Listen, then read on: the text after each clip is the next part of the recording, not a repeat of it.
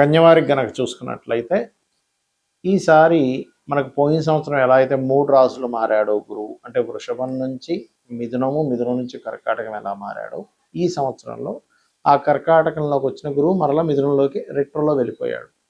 అదే రకంగా ఈసారి మనకి మిథునము, కర్కాటకము, సింహం 3 రాసులు మారుతున్నాయి. దీని మూలంగా దేశకాల పరిస్థితుల్లో మార్పులు ఏంటి, మీ రాశి వారికి అంటే కన్యా రాశి వారికి ఎటువంటి ఫలితాలు ఉన్నాయి, ఏ విషయాల పట్ల మీరు జాగ్రత్తగా ఉండాలి అనేటువంటి విషయం కనుక చూసుకున్నట్లయితే ప్రధానంగా ఇక్కడ ఎప్పుడైతే మీకు దశమ స్థానంలో గురు సంచారంతో సంవత్సరం ప్రారంభమవుతుంది కాబట్టి ఇది ఒక రకంగా ఉద్యోగ అవకాశాలు రావడము, ఉద్యోగంలో స్ట్రెస్ రెండింటిని ఇస్తుంది, డ్యూయల్ సైన్లో ఉంది కాబట్టి ఉద్యోగ సంబంధించిన విషయంలో ఏమైనా తొందరపాటు నిర్ణయాలు తీసుకుంటున్నామా అనేటువంటి విషయాన్ని కూలంకుషంగా పరిశీలన చేయాలి. ఇక లాభస్థానంలో కంటే ఎప్పటి నుంచి జూన్ 2 నుంచి అక్టోబర్ ఎండింగ్ వరకు ఆల్మోస్ట్ లాభస్థానంలో ఉంటాడు మీ రాశి నుంచి. ఈ లగ్నానికి పాప అయినప్పటికీ మీకు పూర్వజన్మ కర్మస్థానం అవుతుంది కాబట్టి ఈ కన్య వారికి ఇది ఒక రకంగా 2 రకాల ఫలితాలు ఇస్తుంది. ఎందుకంటే ఈసారి గురువు తన యొక్క స్వరూపాన్ని మార్చుకున్నాడు అని చెప్పుకున్నాం మనం. కాబట్టి ఒక రకంగా లాభాలు ఇస్తుంది, లాభం మూలంగా కొంతమందితో మనస్పర్ధలు కూడా ఇస్తూ ఉంటుంది. చంద్రరాశిలో ఉన్నాడు కాబట్టి. ఇక ఇదే గురువు మీకు నవంబర్ 1 నుంచి ఒక 2 నెలల పాటు సింహరాశిలో ఉండి తర్వాత వక్రిస్తాడు. దీనివల్ల కలిగే ఫలితాలు ఏమిటి అని చెప్పి చూసుకున్నట్లయితే ప్రధానంగా ఇక్కడ ఈ గురువు ఇన్వెస్ట్మెంట్ స్థానంలో, అంటే తండ్రి ఆస్తి విషయంలో కానివ్వండి, లేకపోతే గవర్నమెంట్ రిలేటెడ్ సంబంధించిన విషయాల మీద ఇన్వెస్ట్మెంట్ చేసేటువంటి అంశాల్లో కానివ్వండి కాస్త చూసుకొని చేయాలి. వద్దన్న ఇన్వెస్ట్మెంట్స్ అనేవి అక్కడ జరుగుతూ ఉంటాయి. ఇక మీకు ఎక్కువ ఖర్చులు అవ్వకుండా ఉండాలి అంటే నవగ్రహాల్లో ప్రధానంగా మీరు రాహువు, శని, కేతువు, గురువు ఈ 4 గ్రహాల దగ్గర దీపారాధన చేయడము, చండీ పారాయణం చేసుకోవడము, దుర్గా అష్టోత్తరం చదువుకోవడం ఇవి చేయండి, అన్ని విధాలా బాగుంటుంది. అయితే ఈ గురువు యొక్క స్వరూపం మారిందని మనం చెప్పుకుంటూ ఉన్నాం. లాస్ట్ ఇయర్ కూడా గురువు 3 రాసులు మారాడు, వృషభము, మిథునము, అదేవిధంగా కర్కాటకంలోకి మారాడు. ఈసారి మిథునము, కర్కాటకము, సింహం అంటే ఏం లేదు, మరి కర్కాటకంలోకి వచ్చాడు కదండి, మళ్ళీ వెనక్కి వెళ్ళాడు. అలాగే ఈసారి కూడా ఏంటంటే మిథునము, కర్కాటకము, సింహంలోకి వచ్చినటువంటి గురువు మళ్ళీ వెనక్కి వెళ్ళి మళ్ళీ కర్కాటకంలో సెటిల్ అవుతాడు. కాకపోతే ఎప్పుడైనా గుర్తుపెట్టుకోండి, 3 రాసులు మారిన గురువు విపత్తుల్ని క్రియేట్ చేస్తాడు ఎక్కువగా. అంటే అది ప్రశాంతంగా ఉండనివ్వడు. మీరు చూడండి, లాస్ట్ ఇయర్ మారినందుకు మనం చూస్తూనే ఉన్నాం. ఆల్రెడీ ఉగాది వచ్చే ముందు అంతా యుద్ధాలని, గందరగోళాలని, గొడవలని ఎలా ఇచ్చాడో ఇది కూడా సేమ్ రిపీట్ అవ్వబోతుంది. అంటే దీన్ని బట్టి మనం అర్థం చేసుకోవాల్సింది ఏమిటి, ఈ గోచారంలో ఉండేటువంటి ఈ గ్రహాల యొక్క స్థితిని బట్టి మనకు మహర్షులు ఏం నేర్పిస్తున్నారు అంటే ఫ్యూచర్ ఇలా ఉండబోతుంది కాబట్టి నువ్వు ఇలా ప్లాన్ చేసుకో. అంటే ఇప్పుడు మనకు చూడండి యూట్యూబ్లో వాటిలో యుద్ధం ఆగిపోయింది అని పెడతాడు, మళ్ళీ వెంటనే యుద్ధం ఆ స్టీమర్ మీద ఏదో బాంబు వేశారట, ఈ ఎయిర్పోర్ట్ మీద బాంబు వేశారట అంటూ ఉంటారు. దీని గురించి ఆల్రెడీ నేను ఒక 2 నెలలు 3 నెలల క్రితమే చెప్పాను. ఏమంటే యుద్ధాలు వస్తాయి, ఆగుతున్నట్టు అనిపిస్తాయి కానీ ఆగవు. ఇది చాలా పెద్ద యుద్ధమే, ఒక రకంగా చెప్పాలంటే ప్రపంచ యుద్ధం లాంటిదే. ఇది 3వ ప్రపంచ యుద్ధమే అనుకోండి. ఎందుకు అంటే ఇక్కడ జూపిటర్ ఎప్పుడైనా 3 రాసులు మారుతున్నప్పుడు ప్రాణ నష్టం అధికంగా జరుగుతుందని చెప్పారు. అందులో ప్రత్యేకంగా మనకి చెప్పినటువంటి విషయాల్లో ఈసారి గురువు రాజు అయినందుకు, గురువు రాజై మనకి ఎప్పుడైతే మిథున రాశిలో సంచారంతో ప్రారంభమైనందుకు, మిథున రాశి అనేటువంటిది 2 మనుషుల్ని చూపిస్తుంది, అది స్త్రీ పురుషుల్ని. కాబట్టి దీనివల్లనే మనకి గొప్ప గొప్ప వాళ్ళు కొంత వాళ్ళ సీక్రెట్ లైఫ్స్ బయటపడటము, వాయువులో ఒక రకమైనటువంటి ఇబ్బంది రావడము, యుద్ధం మూలంగా మనకి శాస్త్రాల్లో చెప్పింది ఏంటంటే 7 కోట్ల మంది జనాలు నశిస్తారు అనేటువంటిది ఉంది. మీరు కనుక చూసుకుంటే గతంలో ఒక 5-6 ఏళ్ల క్రితం కూడా ఇలాంటి సిచ్యువేషన్స్ వచ్చినప్పుడు, అప్పుడు కోవిడ్ టైంలో నేను మన యూట్యూబ్ ఛానల్లో ఉంటుంది, వెనక్కి వెళ్తే కనుక 5-6 ఏళ్ల క్రితం ఇంతమంది నశిస్తారు, ఈ రాశిలో ఇలా మారుతుంది కాబట్టి నేను అప్పుడు దానికి శ్లోక సహితంగా కూడా చెప్పాను దాని యొక్క అర్థం 5-6 ఏళ్ల క్రితం. అప్పుడు కూడా అందుకే కోవిడ్ వల్ల చాలామంది ప్రాణ నష్టం జరగడం మనం చూసాం. అయితే ఎప్పుడైతే ఈ జూపిటర్ అంటే జూన్ 1 వరకు మిథునంలో ఉంటాడో దేశకాల పరిస్థితుల్లో ఎక్కువగా వైమానిక సంబంధించినటువంటి విషయాలకి ఎఫెక్ట్ వస్తుంది, గుర్తుపెట్టుకోండి. అంటే విమాన సంబంధించినటువంటివి ధ్వంసం అవడం, అది యుద్ధంలో కానివ్వండి, జనరల్గా ఉండేటువంటివి. ఎందుకంటే వాయువు మీద ప్రభావం.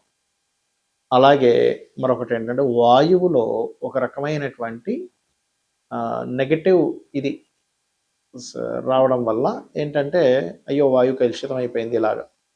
మూడోది లేనిపోనివి క్రియేట్ అవ్వడం, అసలు లేని ప్రచారం అవ్వడం, అసలు ఏది నిజమో ఏది అబద్ధమో అర్థం కాని పరిస్థితి.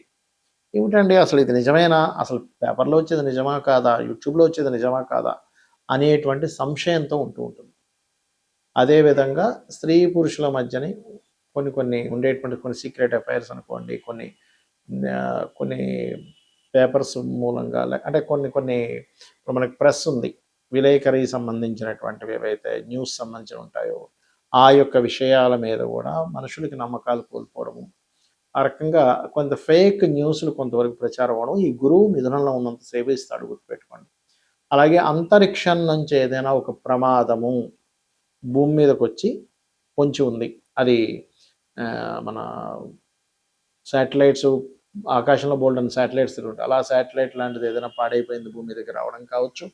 లేదు అంటే పర్టికులర్గా మనకి చూడండి కొన్ని సమాచారాలు అందుతుంటాయి, ఏమండి ఏలియన్స్ ఉన్నారట, వాళ్ళు భూమి మీద తిరుగుతున్నారట, అలాంటిది. అంటే ముఖ్యంగా ఏంటంటే భూమి మీదకి ఏదైనా అంతరిక్షం నుంచి వచ్చి భూమి మీద పడడం అనేటువంటిది జరగనుంది, దానివల్ల కూడా కొంత నష్టం ఉంది, గుర్తుపెట్టుకోండి.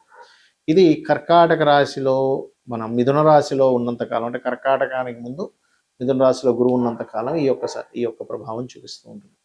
ఇక ఇక్కడి నుంచి కర్కాటకంలోకి జూన్ 2 నుంచి అక్టోబర్ 31వ తేదీ వరకు అక్కడ ఉంటాడు, 30వ తేదీ వరకు ఆల్మోస్ట్. ఇక దాని తర్వాత నవంబర్ 1వ తేదీ నుంచి సింహంలోకి వెళ్ళిపోతాడు. కాబట్టి ఈ కాంబినేషన్ ఏదైతే ఉందో అక్టోబర్ ఎండ్ వరకు, జూన్ 2 నుంచి అక్టోబర్ ఎండ్ వరకు ఉండేటువంటి ఈ కర్కాటక రాశిలో గురువు ఉన్నందుకు ఈ సమయంలో మీరు చూడండి ఎక్కువగా జల సంబంధంగా, ఆల్రెడీ గురువు మీకు మిథునంలో 12-15 డిగ్రీలు ఎప్పుడైతే మారిపోయాడో జల సంబంధించిన వాటి మీద పెరిగిపోయింది, ఇంకా పెరుగుతుంది.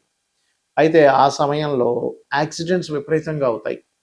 అందుకని మనం వాహనం వెళ్ళేటప్పుడు కాస్త అప్రమత్తంగా ఉండండి. ఇంటి నుంచి మనం బయలుదేరేటప్పుడు 1-4 సార్లు మనం ఎక్కడికి వెళ్తున్నాము, సరైన వాహనమా కాదా, సరైన సమయంలో బయలుదేరుతున్నాము, లేదా దుర్ముహూర్తాల్లోని వీటిలో బయలుదేరుతూ ఉంటాం, దుర్ముహూర్తము గండము ఈ సమయాల్లో, అటువంటి సమయాల్లో బయలుదేరకండి, ఎందుకంటే అది లింక్ ఉంటుంది అక్కడ. అలాగే మీ ఇష్టదైవాన్ని తలుచుకొని బయలుదేరండి, గుర్తుపెట్టుకోండి ఇది. ఎందుకంటే కర్కాటక రాశిలో గురు సంచారం జరిగేటప్పుడు వాహన ప్రమాదాలు అసలు మనం ఊహించలేం, అన్ని ఎక్కువ జరుగుతుంటాయి. కాబట్టి ఇంటి నుంచి మీరు మనస్ఫూర్తిగా మీ ఇష్టదైవాన్ని తలుచుకొని బయలుదేరినట్లయితే మీరు హ్యాపీగా ఉంటారు, మీకు ఎటువంటి ఇబ్బంది కలగకుండా ఉంటుంది. ఇది చెప్పడం కోసం ఆ విషయం చెప్పాల్సి వస్తుంది. ఇక మూడో విషయం ఏంటంటే ఈ జలము కలుషితం అవ్వడం, జలం మూలంగా గొడవలు రావడం, కర్కాటక రాశిలోకి గురువు వచ్చినందుకు జలం మూలంగానే కొన్ని దేశాల మధ్యన ఇబ్బంది రావడం, కొంత ఫుడ్కి ఇబ్బంది రావడం, ఫుడ్లో కొంత కలుషితాలు ఏర్పడడం, ఇట్లాంటివన్నీ కూడా ఇస్తుంది అక్కడ. ఇక ఇదే సింహరాశి నుంచి మన కర్కాటక రాశి నుంచి ఎప్పుడైతే సింహంలోకి నవంబర్ నుంచి ఎంటర్ అవుతాడో అక్కడ కలిగేటువంటిది ముఖ్యంగా నాయకుల మీద ఎఫెక్ట్ చూపిస్తుంది. అది పొలిటికల్ రిలేటెడ్, సీఎంలు అనుకోండి, పిఎంలు అనుకోండి, ప్రెసిడెంట్లు అనుకోండి, ప్రపంచవ్యాప్తంగా ఉండేటువంటి పెద్ద పెద్ద వాళ్ళు ఎవరైతే ఉంటారో, పొలిటికల్ రంగాల్లో ఉండేటువంటి వారు ఎవరైతే ఉంటారో వాళ్ళ మీద పూర్తిగా నవంబర్, డిసెంబర్, జనవరి మాసాలు ఎక్కువ ప్రభావం చూపించనుంది, గుర్తుపెట్టుకోండి. మరి ఈ ప్రభావాలు సామాన్య ప్రజలకు దేని మీద చూపిస్తుంది అంటే ఆరోగ్య సంబంధించిన దాని మీదకి వస్తున్నాడు జూపిటర్, ఎందుకంటే ఆరోగ్యానికి కారకుడు రవి కదా. అందుకని ఆ సమయంలో వీలైనంత మట్టుకు హోమ్ రెమెడీస్ కొన్ని ఉంటాయి మనం ఇంట్లో పాటించేవి, కొంచెం కొంత కషాయం లాంటిది ఏదైనా తీసుకోవడము, ఎటువంటి హెల్త్ ఇష్యూస్ రాకుండా ఉండడం కోసం మనం కోవిడ్ టైంలో కొన్ని పాటించాం, ఇంట్లో ఉండి చక్కగా పాటించడం వల్ల హ్యాపీగా ఉన్నారు. కాబట్టి అలాగా కొంతమంది డాక్టర్ల సూచనల చేత, అదేవిధంగా ఆయుర్వేదంలో కావచ్చు, హోమియోపతిలో కావచ్చు, అలోపతిలో కావచ్చు, వాళ్ళు కొంతమంది వెల్ ఎడ్యుకేటెడ్ పీపుల్ ఉంటారు, వాళ్ళు ఇచ్చినటువంటివి ఏవైతే టిప్స్ ఉంటాయో, అలాగే మన పెద్దవాళ్ళు కూడా చెప్పినటువంటివి కొన్ని ఉంటాయి, ఇటువంటి విషయాల్లో కొంత జాగ్రత్తగా ఉండాలి. అయితే ఇక్కడ ఈ 2-3 నెలల పాటు, అంటే నవంబర్ నుంచి డిసెంబర్, జనవరి ఈ టైంలో పర్టికులర్గా ఇది సంతానం మీదనే ఎఫెక్ట్ చూపిస్తూ ఉంటుంది. అయితే ఇక్కడ ఏంటంటే ఎవరైనా ఐవీఎఫ్లు, ఐయుఎల్ చేయించుకునే వరకు కాస్త జాగ్రత్తగా ఉండాలి. అదేవిధంగా మరొక విషయం ఏంటంటే ఇక్కడ మీరు గమనించినట్లయితే మీరు వాతావరణంలో మీరు గమనించండి, యాక్చువల్గా నవంబర్ మాసాన మనకేంటి చలి బాగా ఉండాలి, కానీ ఆ టైంకి ఏమవుతుంటుందంటే చలితో పాటు తెలియని ఎండలు కూడా వస్తాయి ఆ టైంలో. ఇదేమిటండి ఎంత ఈ చలికాలం ఇంత ఎండ ఉందేంటి అనిపిస్తూ ఉంటుంది. కాబట్టి నేను చెప్పినటువంటి పరిహారాలు ప్రధానంగా చండీ వినడం, చండీ పారాయణం చేయడం, లలితా సహస్రనామాలు వినడం, మీ ఇష్టదైవాన్ని స్మరించుకోవడం చేయండి. అన్ని విధాలా బాగుంటుంది. శ్రీమాత్రే నమః.